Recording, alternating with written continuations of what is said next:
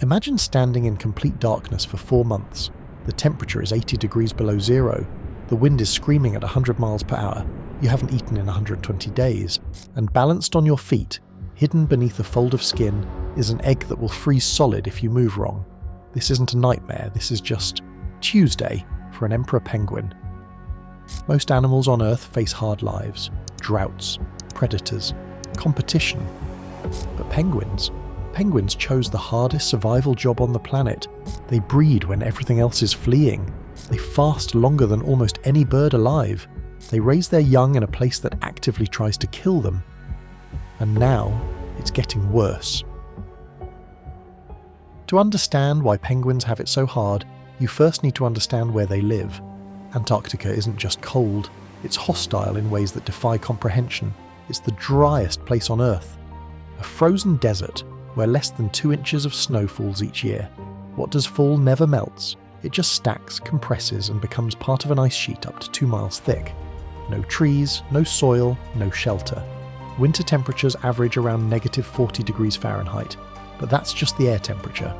Factor in the wind, which regularly hits 60 to 100 miles per hour, and the wind chill drops to -100 degrees Fahrenheit or worse. At that temperature, exposed skin freezes in under 2 minutes. Your body begins shutting down almost immediately. And the ice itself? It never stops moving. Sea ice forms and breaks with the seasons. Glaciers crack and carve into icebergs. The ground beneath your feet can literally disappear from one day to the next. For 6 months of the year, the sun never rises. Total darkness, total cold, total isolation. This is a place where complex life should fail. And yet, while every other animal is fleeing Antarctica or hiding in the ocean, emperor penguins do something that seems completely insane. They walk inland, in the middle of winter.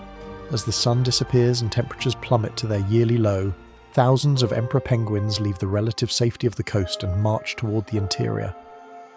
They're heading to a breeding site that looks, to us, like nothing. Just a flat sheet of ice in the middle of nowhere.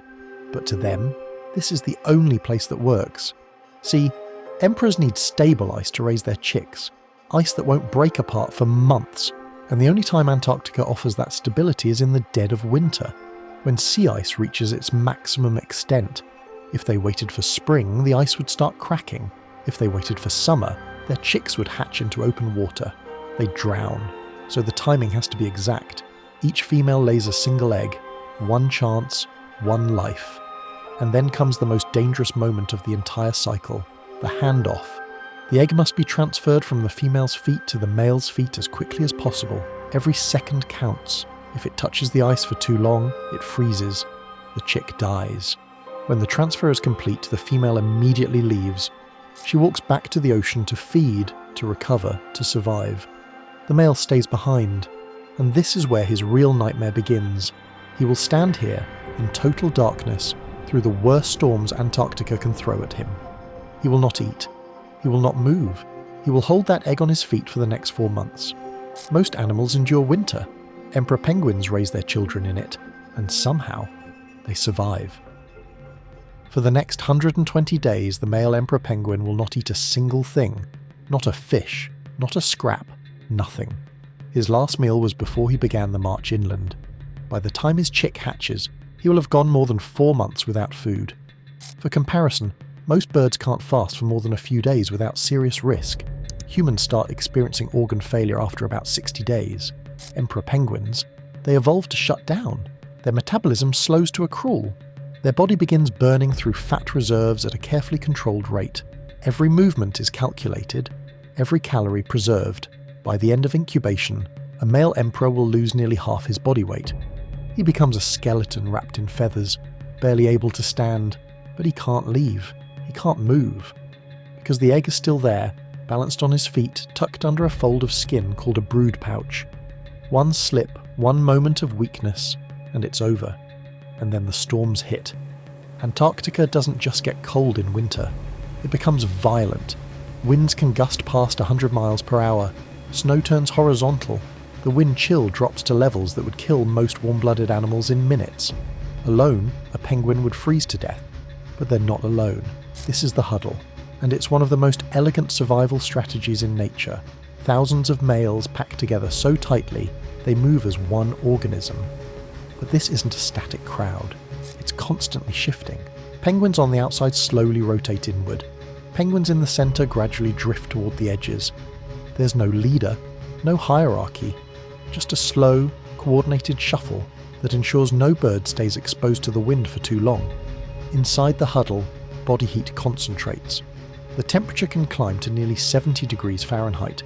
Just inches away, on the outer edge, it's -80.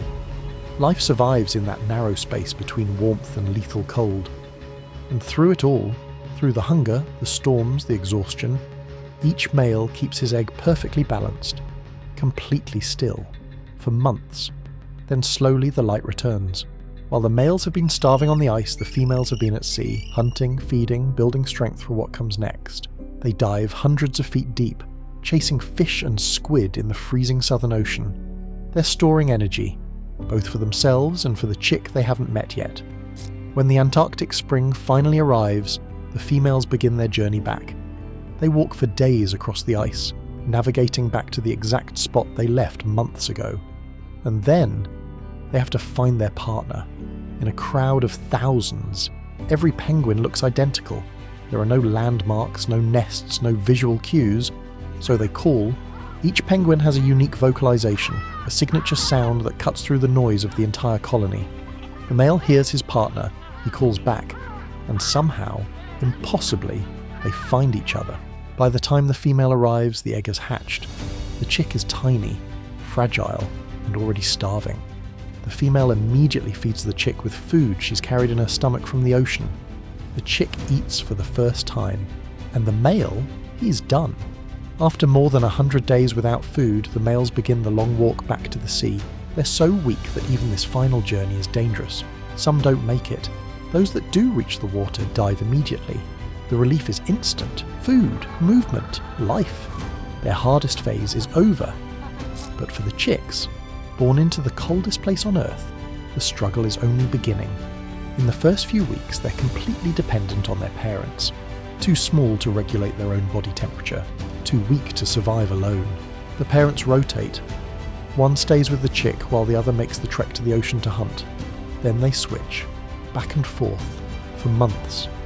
As the chicks grow, they start forming creches, massive groups of juveniles that huddle together for warmth while both parents hunt. These gatherings are chaotic, loud, constantly rearranging as hungry chicks push forward, hoping their parent is the next to return. When a parent returns, they call. The chick recognizes the sound and fights through the crowd to reach them. Another feeding, another day survived. Eventually the chicks molt. Their grey down is replaced by the waterproof feathers they'll need for the ocean. And then comes the final test, the first swim. They don't know how to hunt yet. They've never been in the water, they don't even know what's waiting for them, but the predators do. On land, penguins look clumsy, almost comical. They waddle, they slip, they belly slide across the ice because walking takes too much energy. They're birds that can't fly. But the moment they hit the water, everything changes. Underwater, penguins don't swim, they fly. Their wings, useless in the air, become perfect hydrofoils in the water. Every muscle, every bone, every feather is engineered for speed and agility beneath the surface. Emperor penguins can dive deeper than 500 meters. That's over 1,600 feet. They can hold their breath for more than 20 minutes. They can hit speeds of 12 miles per hour underwater, using bursts of speed to chase prey or escape predators. They hunt in the total darkness of the deep ocean, relying on vision adapted to see in almost no light. And they do this dozens of times, every day, for months. The food chain here is simple but brutal. Summer sunlight triggers blooms of phytoplankton, microscopic plants that turn the ocean green. Those feed krill, tiny shrimp-like creatures that swarm in the billions. The krill feed the fish feed the penguins. When the krill are abundant, the ocean is generous. Penguins can feed their chicks, build fat reserves, and survive. But when the krill fail, everything collapses, and even in good years the ocean is not safe. Every time a penguin enters the water to feed, they're taking a gamble, because they are not the top predator here, they're prey. Leopard seals are the ambush hunters of Antarctica. They wait beneath the ice near penguin colonies, perfectly camouflaged in the murky water. Penguins have to enter and exit the ocean at predictable points: cracks in the ice, beaches, shorelines. The seals know this, so penguins wait. They gather at the edge, terrified, none wanting to be the first to go in. Because the first one in is usually the one that dies. A penguin's only defence is speed. If they can outmaneuver the seal in open water, they have a chance. But in tight spaces near the ice where seals can corner them, there's no escape. And then there are the orcas. Orcas are not ambush predators, they're strategists. They hunt in pods, they communicate, they plan. Some groups specialise in creating waves, swimming in synchronised patterns to wash seals and penguins off floating ice. Others herd their prey like wolves, cutting off escape routes and forcing penguins into tighter and tighter spaces until there's nowhere left to run. Penguins can dive deeper than orcas want to follow, but that takes them into crushing pressure and total darkness, and they still have to come up for air eventually. And the orcas know that. Even the air isn't safe. Giant petrels patrol the coastlines, scanning for weak or injured penguins struggling in the surf. Skuas, aggressive seabirds, raid colonies, snatching eggs and unattended chicks. Every feeding trip is a gauntlet. Every dive could be the last.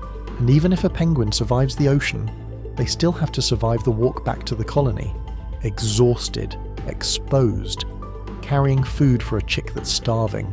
The margin for error is zero. This is what it takes to raise a single chick in Antarctica. You march through darkness, you fast for months, you huddle through storms, you dive into freezing water surrounded by predators, you do it over and over and over, and if you're lucky, if the ice holds, if the krill bloom, if the seals miss, if the storms don't kill you, your chick survives, but luck is running out. Emperor penguins get most of the attention, but they're not the only ones fighting impossible odds. Across Antarctica and the Southern Ocean, 5 other penguin species face their own versions of this nightmare. King penguins raise their chicks over 14 months, one of the longest breeding cycles of any bird. They don't use ice. They crowd onto beaches by the hundreds of thousands, raising chicks in the middle of what looks like chaos. Their chicks spend an entire winter as juveniles, huddling in massive groups while their parents hunt offshore. If the ocean fails, thousands of chicks starve. Adélie penguins depend on sea ice for feeding. They need it to form at the right time, stay stable through breeding season, and break up predictably in summer. Their entire life is calibrated to a rhythm that's existed for thousands of years. Gentoo penguins prefer open water and adapt quickly when conditions change. They're opportunists, moving into new territory as it becomes available. Chinstrap penguins nest on steep, wind-blasted inclines across the Antarctic peninsula. They're efficient hunters, but they depend almost entirely on krill. When krill populations crash, chinstraps crash with them. Rockhopper penguins survive by going where other penguins can't. They leap through violent surf and scale near vertical cliffs to nest on ledges that protect them from most predators. Every species has adapted to a different niche. Different ice conditions, different prey, different timing, but they all share one thing. They evolved for a world that's disappearing. Antarctica is changing faster than almost anywhere else on Earth. The Antarctic Peninsula, the northernmost tip of the continent, is warming at a rate that's shocking even to scientists who study it. In the last 50 years, average temperatures here have risen by more than 3 degrees Celsius. That might not sound like much, but in a system built on ice, it's catastrophic. Sea ice is forming later each year and breaking up earlier. For penguins, timing is everything. Adélie penguins need sea ice to form on schedule so they can feed during breeding season. If it forms too late, they can't build the fat reserves they need. If it breaks too early, their chicks aren't ready to swim. Across the Antarctic Peninsula, Adélie colonies that thrived for centuries are simply disappearing. Not because the penguins are dying in mass events, but because the environment no longer matches the strategy they evolved over millions of years. They show up, the ice isn't there, they leave, they don't breed. Year after year, the colonies shrink. And in their place, Gentoo penguins. Gentoos don't need sea ice. They prefer open water. As the peninsula warms and ice disappears, they're expanding south into territory that used to be too cold for them. One species collapse is another's opportunity. But chinstraps are caught in the middle. They're strong swimmers and adaptable nesters, but their survival is tied to krill. And krill populations are plummeting. Krill need sea ice. They feed on algae that grow on the underside of ice sheets. Less ice means less algae. Less algae means less krill. In some regions, krill populations have dropped by more than 80% since the 1970s. Chinstrap colonies are collapsing in lockstep. And the emperors? They face the cruelest irony of all. Emperors breed on sea ice because it's stable. But now, in some regions, that ice is breaking apart before the chicks are ready. Chicks that haven't molted yet, that still have their grey down, are not waterproof. If they fall into the ocean, they freeze. They drown. In 2016, one of the largest emperor penguin colonies in Antarctica lost nearly 10,000 chicks when the ice collapsed early. The next year it happened again, and again. By 2019, the colony had effectively disappeared. This isn't an isolated event anymore, it's a pattern. For millions of years, penguins have survived by making bargains with the harshest environment on Earth. They endure what nothing else will endure. They fast longer, dive deeper, huddle tighter. They outlast the storms, the predators, the cold. But the bargain only worked because the rules were consistent. The ice formed, the krill bloomed, the timing held. Now the rules are changing faster than evolution can keep up, and penguins, who already have the hardest lives on Earth, are running out of time to adapt. So why do penguins have the hardest lives on Earth? Because they chose an environment that offers no mercy. They breed in winter when everything else flees. They fast for months while incubating eggs on their feet. They dive into freezing water surrounded by predators that have spent millions of years learning to kill them. They raise their young in darkness, in storms, in temperatures that would kill most complex life in minutes. Most animals avoid extreme environments. Penguins evolved to master them, and for millions of years it worked. The ice was stable enough. The krill bloomed on schedule. The timing held together by the thinnest of margins. Penguins didn't just survive Antarctica, they thrived in it. But that bargain, the one they made with evolution, assumed one thing: that the ice would always be there. Now, in the span of a single human lifetime, the rules are rewriting themselves. Ice forms later, breaks earlier, krill populations crash, entire colonies vanish. Some species will adapt, some will shift their range, some will find new strategies, and some won't. Penguins are not fragile. They've survived ice ages, volcanic eruptions, and predators that would terrify most animals. They are some of the toughest creatures on the planet, but toughness has limits. They can endure the cold, they can outlast the storms, they can survive the predators, but they can't survive a world that no longer follows the rhythm they evolved to depend on. The hardest life on Earth is getting harder.